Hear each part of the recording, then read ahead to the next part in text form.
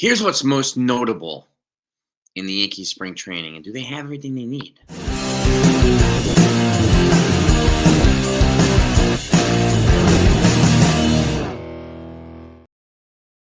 going on, everybody? Hope you're doing well. So, right out the gate, this is what I'm noticing in spring training. Not only for watching the practices, watching this, watching so on and so forth, we're getting a lot of reporting too, and seeing a lot of footage.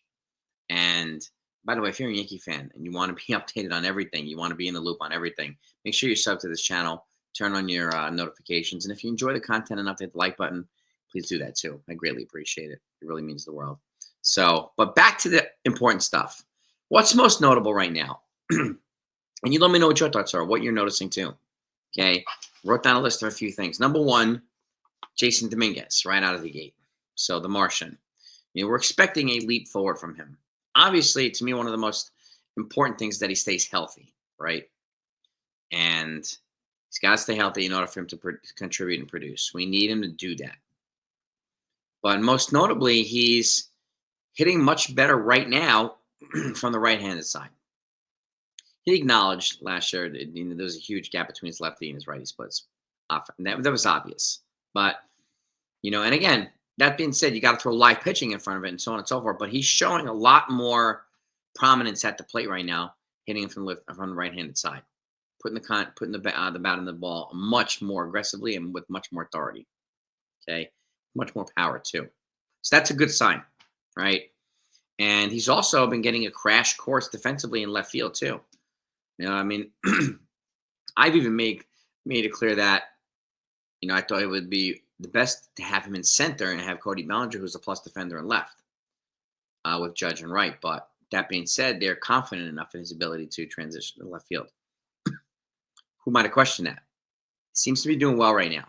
But again, you got to put him in a real game situation and see how well he adapts. And again, he should have the same opportunity to learn, make his mistakes, make his adjustments, continue to develop, right? And have a good supporting cast around him that facilitates that.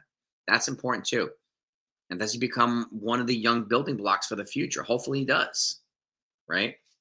Because it creates options too. He really, really does. Especially next year when the Yankees have the ability to pursue someone like Kyle Tucker. I know a lot of fans want them to do that. But it is a possibility, but that also relies upon Spencer Jones, another prospect, making or not making the necessary steps forward that he might need to do, because he's got a similar skill set. He's not as polished as Kyle Tucker, obviously, but elite defender in the outfield, plus size, with major power, right? So, and they both hit lefty, and he will also be probably $400 or $500 million cheaper than Kyle Tucker. So we'll see what happens there.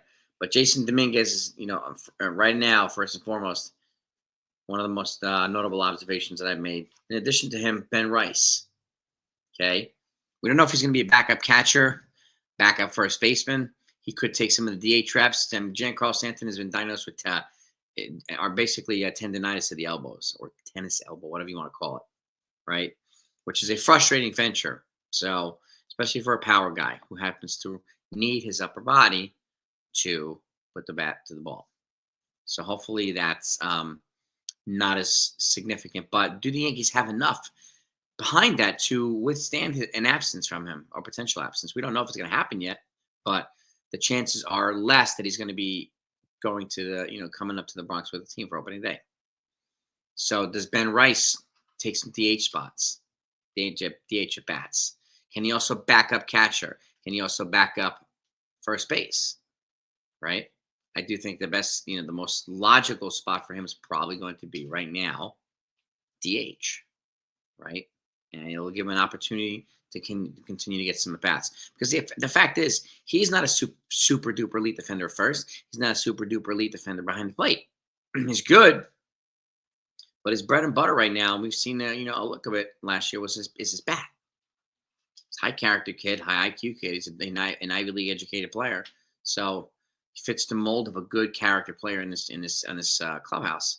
But I think, to me, his calling is going to be with his bat. So he's probably one of the guys that can most represent someone who can produce some of that, replace some of that production if Giancarlo Stanton's going to miss some time. And a lot of fans fully expect him to miss a little bit of time every year. Goes without saying. You can get 130 games out of him and 25 to 30 home runs. I think we'd sign up for that. Because the fact of the matter is, he's not getting traded.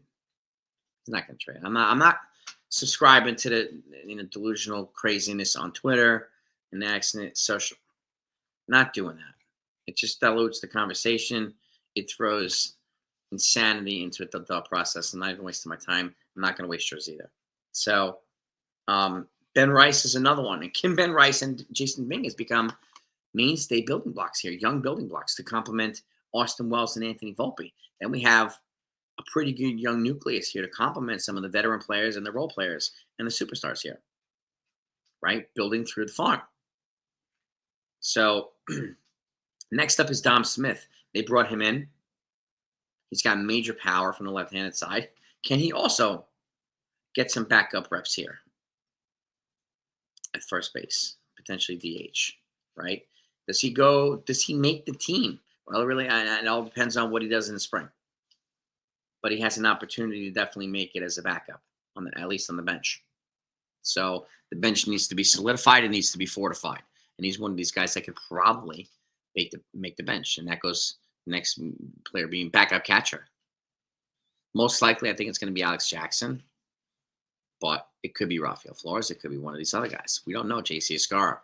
We'll see what happens. There's got to be someone who can complement Austin Wells well. And Jackson's a very strong pitch framer, and he's got that working for him too, with multiple controllable years. So there's that. So, but anything can happen in the backup catcher side. But again, the two most prominent ones, Ben Rice and Jason Dominguez, right?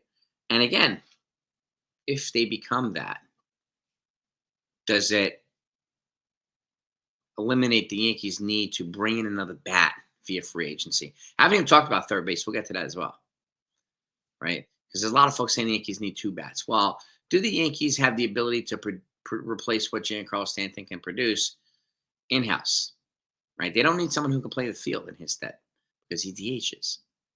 Just need somebody who can replace the bat, right?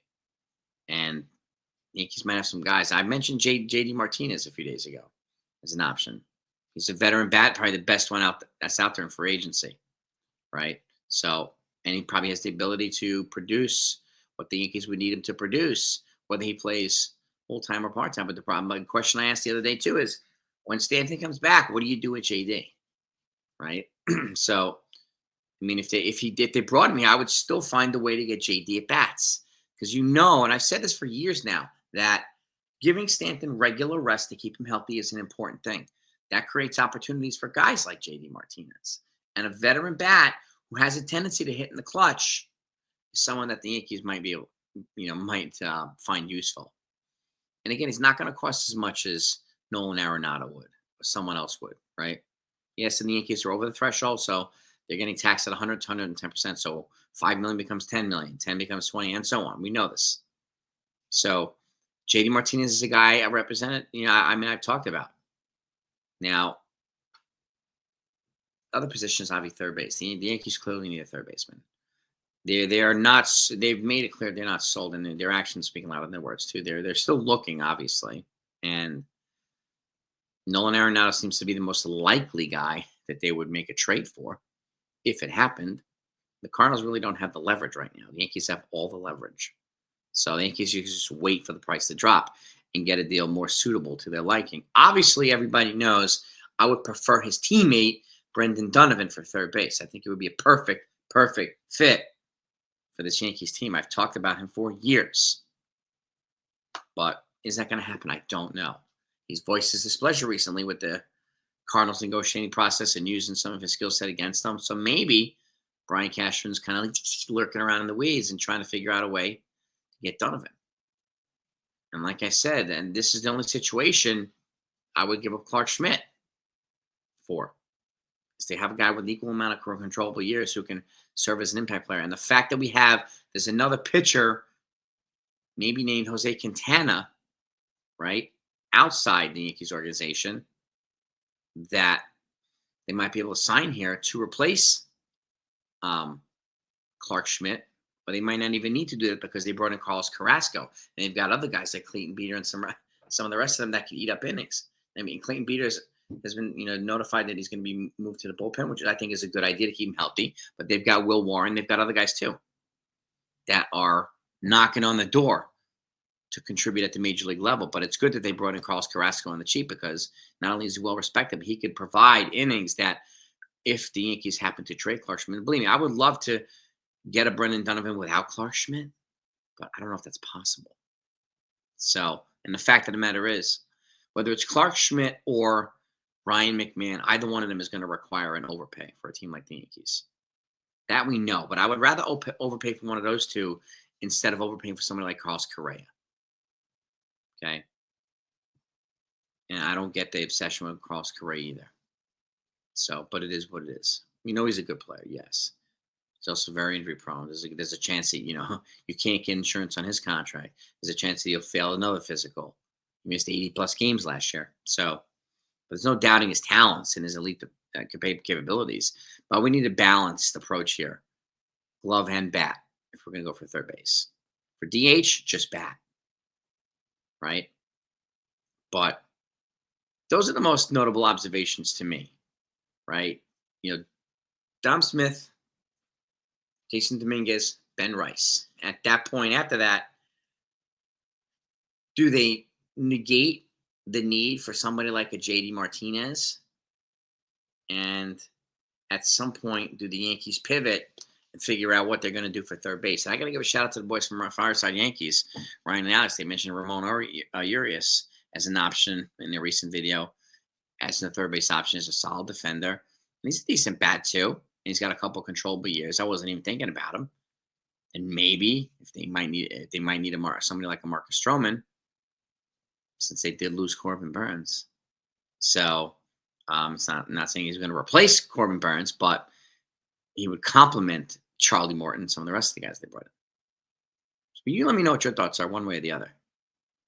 Have you noticed any of these? Are you noticing some other things? These are the things that are most notable. And obviously, I'm looking to see what Spencer Jones does. I'm looking to see what some of the pitching does, if they're taking the next steps in their development too. Right? Are the other position players taking the next step in their development?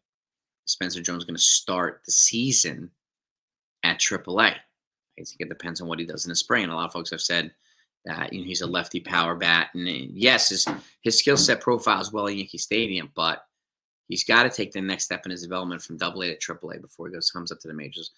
I'm all for Spencer Jones. Everybody knows this, but I'm not all for throwing him to the wolves when he isn't ready. I don't want to, get in the way of that next step in his necessary development. But you give me your thoughts. Let me know what you're thinking. Okay, let's talk about it. If anything else comes out, I promise you'll get it. Have a great day, everybody. Talk to y'all next time.